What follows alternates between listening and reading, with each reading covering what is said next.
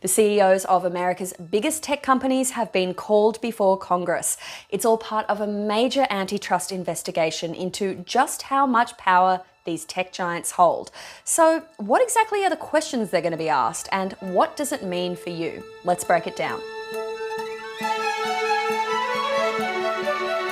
The CEOs of Apple, Facebook, Google, and Amazon are fronting up to Congress to testify before the House Judiciary Antitrust Subcommittee. That's a long one. Tim Cook, Mark Zuckerberg, Sundar Pichai, and Jeff Bezos are expected to answer questions about just how much power their companies wield and what that means for you in terms of what you can buy online, the ads you see, and the apps you use. The CEOs are expected to appear via video link. This is a pandemic after all, but you can still watch the whole thing online, and you can probably expect some pretty tough questions. The House Committee has been looking forward to this one for a while. So, what exactly are we going to see? The hearing is part of a larger antitrust investigation into big tech. Now, antitrust laws are essentially US laws designed to preserve competition. They stop economic power being wielded by just a few companies, which in turn means more choices and better prices for you, the consumer. Think of it like this. If there's only one big store in town, then you have to buy everything from that store. The store owner can charge whatever they want, and they don't have to give you much choice. Not only that, but it actually stifles competition because it stops other stores from getting a foothold in your town. Now, you'd think that in the age of online shopping and social media, you would be spoiled for choice, but the reality is there's still just a few big companies that get the lion's share of the action. Take Google, for example. Not only are they the world's biggest search engine with a 90% share of the market, but they also have a huge say in the ads that you see online, which businesses might be highlighted on Google Maps. Oh, and they also have that small video site known as YouTube. Right now, Google isn't just answering questions from Congress. They're also facing an antitrust probe from a coalition of attorneys general from 48 US states, as well as DC and Puerto Rico. They're also reportedly facing other action from California, and if that wasn't enough, the Department of Justice is looking into them on a federal level. So yes, you can expect to hear a lot from Google at this hearing. But what else are we expecting the CEOs to answer to? Well, you can expect Sundar Pichai to answer a lot of questions about Google's ad practices.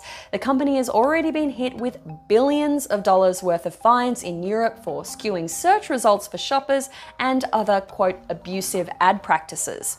For Apple, the focus will be on the company's App Store. Now, according to Politico, the Department of Justice is already scrutinizing Apple's so-called ironclad control of the App Store, especially when it comes to apps that compete with Apple's own products. We can probably expect a lot of tough questions about whether Apple deprioritizes other apps and whether consumers face less choice and higher prices as a result. Over in Europe, the EU is already investigating Apple around its third-party restrictions on Apple Pay, as well as the high fees that it charges on in-app purchases, something that was called out by Spotify.